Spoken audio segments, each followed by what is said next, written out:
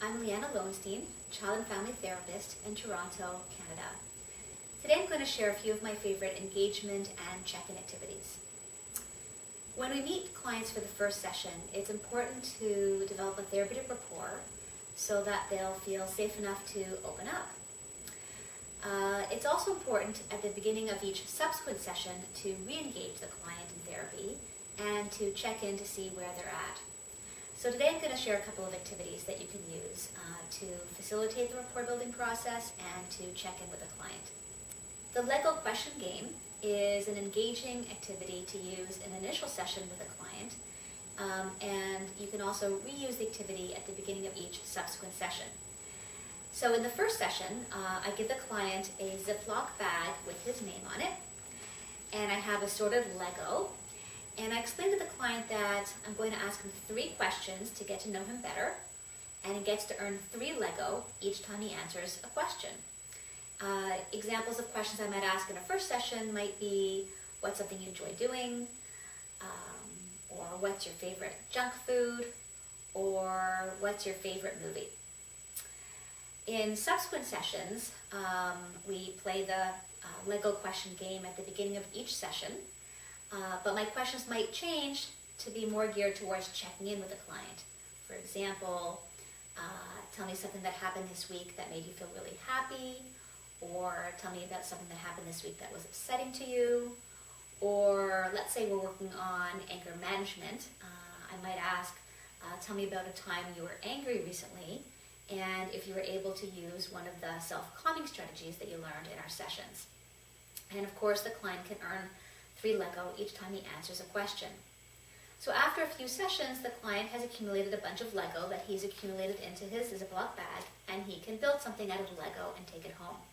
If the client is really into crafts, I might use beads instead of Lego, and the client can earn 3 beads each time a question is answered, and can then make something out of the beads once the client has accumulated a bunch of colored beads. As an alternative, you can also use potato chips, and the client can earn a potato chip each time he answers a question. Mr. Mo is a round stuffed pillow that has a happy face when you hold it this way, and when you turn it around, it has a sad face. And so in a first session, I might use Mr. Mo to ask the client to hold the pillow and to share about a time that he felt happy, and then to turn it around and to share a time when he felt sad. And then in subsequent sessions, we always begin with Mr. Mo. The client can hold Mr. Mo and share something that happened that week that made the client feel happy, turn it around, and share something that made the client feel upset or sad. Feelings tic-tac-toe is another engagement and check-in activity that can help clients to express their thoughts and feelings. You create a feelings tic-tac-toe game board that has 9 squares, and each square has a different feeling face. So happy, mad, nervous, scared, loved, guilty, jealous, sad, relieved. And you need 2 different kinds of small wrapped candy.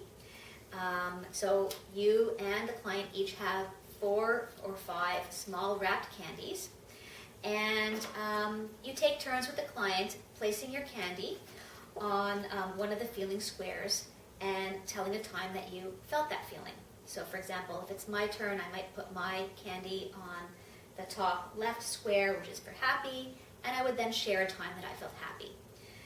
Then the client would go and they would put their candy on one of the feeling squares, let's say sad, and they would share a time when they felt sad. And the object of the game is to try to get a straight or diagonal line of 3, similar to regular X's and O's or tic-tac-toe, but we're using candy instead of X's and O's. And the first person to get a straight or diagonal consecutive line of 3 wins that round, and they get to eat 1 candy.